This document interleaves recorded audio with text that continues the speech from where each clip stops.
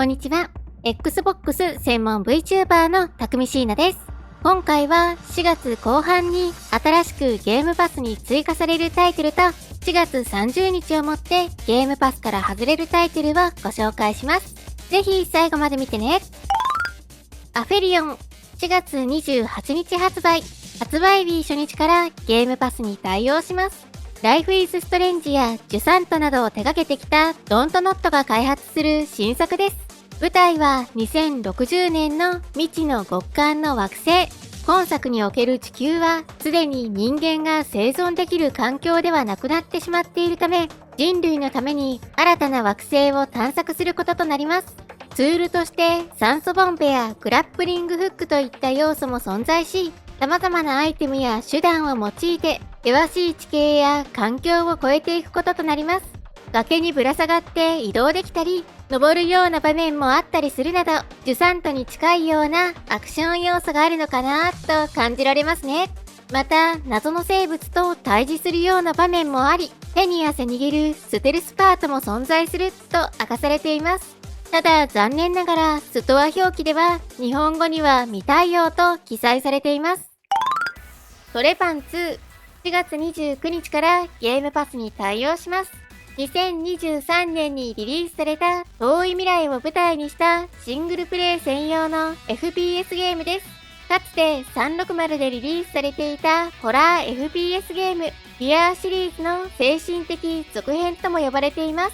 ビアーといえば私は2が好きでしたね。基本的にはストーリー重視の作品となっていて、スローや透明化できる能力を利用しながら敵を倒し、物語を進めていくこととなります。ただ今作、日本語には対応していますが、日本では未発売のため、ゲームパスでも海外のみでの配信になるかと思います。スレッディングゲーム、4月30日発売日初日からゲームパスに対応します。オンライン最大30人でのマルチプレイが可能なスノースポーツゲーム。今作は可愛いカエルやクマ、ペンギンの姿になってソリ遊びをしたり、雪合戦や雪だるま作り、マシュマロを焼くことなんかも楽しむことができちゃう、まったり交流ゲームとなっています。ソリ遊びの方では、うまくトリックを決めたり、素早く滑ることによってお金を入手することが可能。このお金を利用して新しいソリを購入したり、キャラクターの見た目のカスタマイズを行うこともできるとのことです。フレンドとまったり雪山アクティビティを楽しめそうですね。テラテックレギオン4月30日発売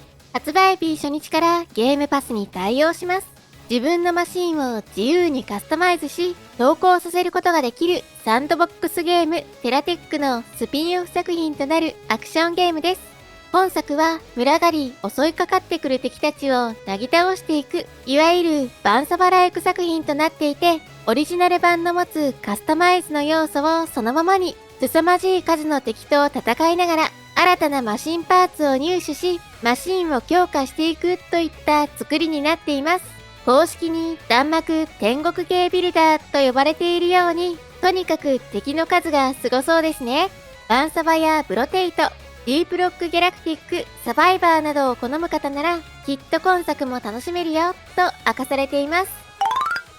ヒーローズ・オブ・マイト&マジック、オールデン・イラ、4月30日発売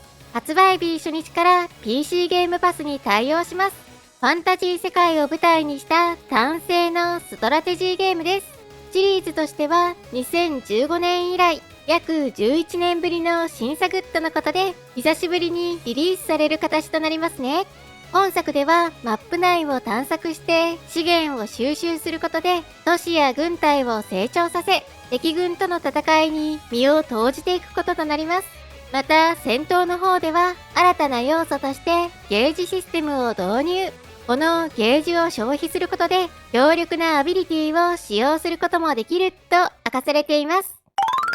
ファイナルファンタジー5、5月5日からゲームパスに対応します。1992年にスーパーファミコンで発売された FF5 のピクセルリマスター版です。今年の1月から毎月1作ずつゲームパスに追加されている FF シリーズ。いよいよ5まで来ましたね。5はやっぱりジョブシステムが最大の特徴ですね。全22種類のジョブをいつでも切り替えることができ、自由なジョブパーティーを構成できるのが魅力となっています。FF シリーズの中でも周回するのが一番楽しいのがこの FF5 かなと私は思いますね。BGM の方も超有名どころのビッグブリッジはもちろん、個人的には第三世界のフィールド BGM、新しき世界とか、レベル5ですでおなじみの古代図書館とかも大好きです。今回も過去のリマスター同様、様々なブースト機能がついていて遊びやすくなっているので、ぜひ触ってみてください。さらに4月16日からは、フォートナイトの PVE モード、世界を救えがついに無料でプレイできるようになっています。フォートナイトといえば、おそらくほとんどの方が PVP のバトロワゲームのことを思い浮かべると思いますが、この世界を救えは発売当初、2017年から有料コンテンツとして実装されているモードでもあります。こちらの世界を救えは、フォートナイトでおなじみの建設要素はそのままに、群がり襲いかかってくるモンスターたちを仲間たちと共に撃退していく協力プレイを重視したコンテンツとなっています。私はバトロワよりもこの世界を救えの方が好みなので、フォートナイトそんなに触ったことがないって方にもぜひ試してみてほしいです。結構気楽に遊びやすいですよ。ここからは4月30日をもってゲームパスから外れるタイトルをご紹介します。ドラゴンボールゼノバース2、追加から1年で終了です。歴史改変されてしまったドラゴンボールの歴史を正すため、タイムパトローラーとして原作の名シーンや名バトルを追体験していくといった内容の 3D アクションゲームです。基本的にはフリーザやセル、魔人ブーなどとの戦いの物語をベースにしながら、ところどころで原作とは異なる展開が発生していくって感じですね。オンライン協力プレイにも対応していて、元々の発売から10年経った今なお、継続してアップデが行われている非常に息の長い作品でもあります。一人でストーリーを楽しむというよりは、オンラインで長期的に遊ぶって感じの作品なので、大人数でのプレイが好きな方は試してみてはいかがでしょうか。クリーチャーズ・オブ・アバ、追加から1年9ヶ月で終了となります。野生動物たちを発見し、助け、コミュニケーションをとって探索をしていくアクションアドベンチャーゲームです。本作の舞台となる惑星アバでは、もともと温厚だった野生動物たちが凶暴化してしまっており、彼らを癒し、手なずけて救い出すことによって、彼らの力を借りることができ、先へと進めていけるような作りになっています。色彩豊かで印象的な世界観も魅力の今作、気になる方はぜひ試してみてください。シチズンスリーパー、追加から4年で終了となります。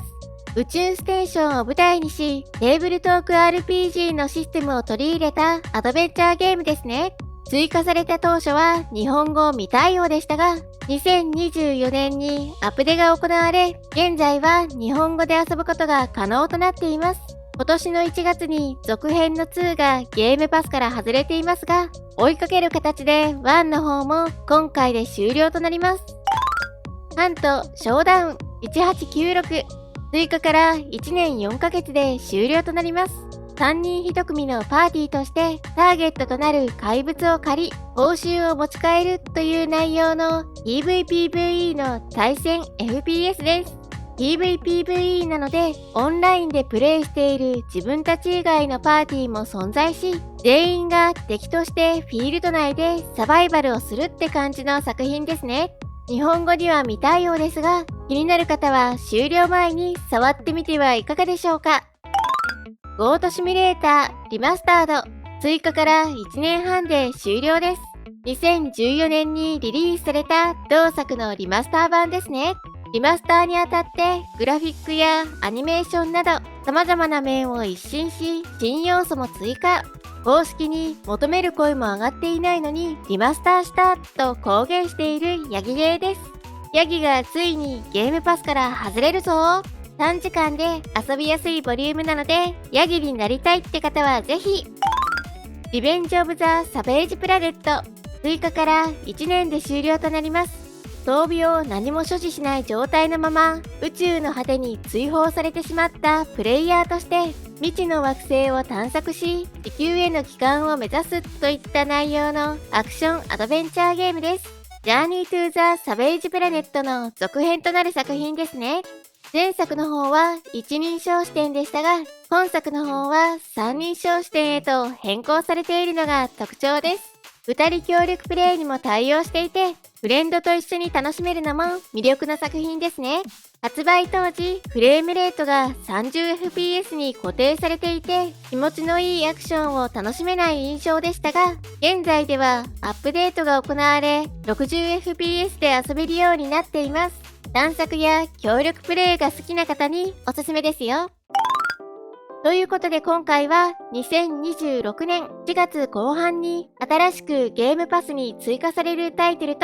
4月30日をもってゲームパスから外れるタイトルをご紹介しました。私のチャンネルでは今後も Xbox の最新情報や製品紹介、それにレビューなどを行っていきます。よかったらチャンネル登録と高評価していただけるとすごく嬉しいです。あと、X の方でも情報発信しているのでフォローしてね。それではまた次回の動画でお会いしましょう。またねー。